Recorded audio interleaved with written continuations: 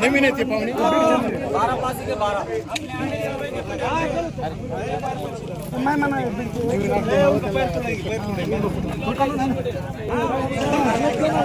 ये नवीन जास्ती मार आहे ना ह्याच्यामध्ये लेकराला जास्ती मार आहे ते बघा ना ती गाडी किती फास्ट आली हे काय झालं जागेवर टन आहे बघा जागेवर टन असले बघा त्या इतकी फास्ट गाडी आणि हे हां हे फास्ट मध्ये हे टन खूपच धोकादायक झालेलं आहे माहिती आहे का हां मोठा टन पाहिजे होता हे हां आणि ह्या मोठा हे खूपच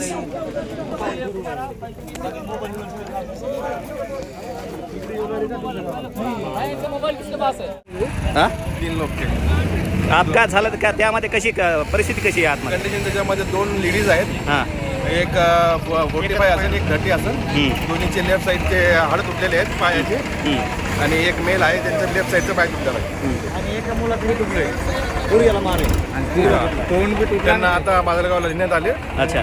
रेफर करण्यात आणि त्यामध्ये एकूण किती होते किती जण होते 5 लोक होते 5 लोक होते तर 5 लोकांची दोघांची लेडीजची परिस्थिती थोडी पायाची वगैरे फ्रॅक्चर झालेली आणि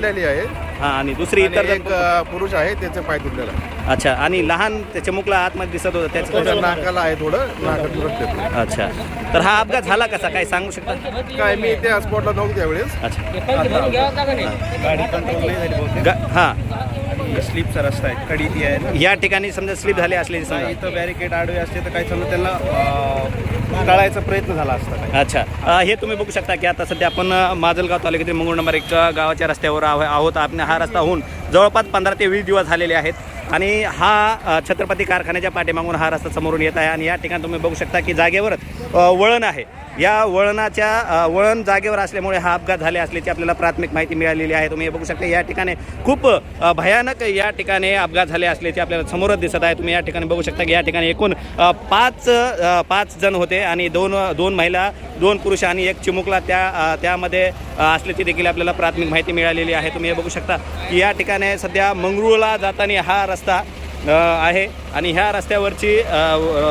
अपघात झाले असल्याची आपल्याला प्राथमिक माहिती मिळालेली आहे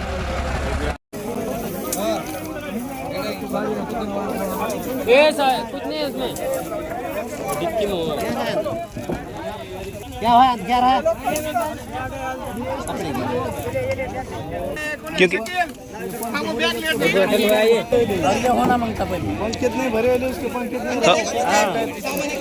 ये लोग थे अंदर अंदर 4-5-6 लोग आए 6 लोग थे अंदर 6 लोग आए वो तो 3 आदमी और एक बच्चा एक बच्चा अब कैसी उनकी तबीयत कैसी हो क्या 2 लीडर्स को पैर में मार लगे अच्छा और लड़के लोग को भी पैर में मार लगा बच्चे को ज़्यादा कमर में मार लगे बच्चे ज़्यादा सीरियस अच्छा हे तुम्ही बघू शकता की आपण माजलगाव तालुक्यातील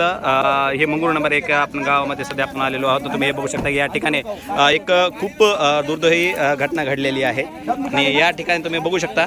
की जे मंगरूळचा रस्ता हा झालेला जवळपास 1 महिना देखील झालेला नाही रस्ता होऊन आणि या ठिकाणी एक खूप अपघात होण्यासारखा एक मोठा वळण या ठिकाणी करण्यात आलेला आहे तुम्ही हे बघू शकता की खूप मोठमोठ्या साईडने खड्डे आहेत आणि ह्या ठिकाणी कसल्याही प्रकारची सिक्युरिटी या ठिकाणी देण्यात आलेली नाही आहे आणि जे वाहन चालक आहे ते थोडं फुल गतीने आल्यानंतर या टनला वळण भेटत नाही आणि त्यानंतर हे अपघात होण्याचे खूप मोठे चान्सेस आहेत त्या संदर्भात येथील काही नागरिक आपण ते विचारणा करणार आहोत ये जो टर्न है ना ये बहुत धोखादायक है क्योंकि मैं भी स्कूल गाड़ी पे है ड्राइवर है और बच्चे लाता ले जाते लेकिन उधर से आने के बाद ये टर्न दिखता ही नहीं डायरेक्ट सीधा सीधा गाड़ी गई तो अभी तुम 1 महीना होगा इसको खाली रास्ते का हो गए तो पहला एक्सीडेंट है ये महीने में होगा ये। एक महीना भी होगा नाही रस्ता हो की पहिला ॲक्शन होगा ये तुम्ही हे बघू शकता की आपण सध्या माजलगाव तालुक्यातील मंगरूळ नंबर 1 जे गाव आहे त्यावरती रस्त्यावर आपण आलेलो आहोत आणि या ठिकाणी रस्त्याची खूप मोठी एक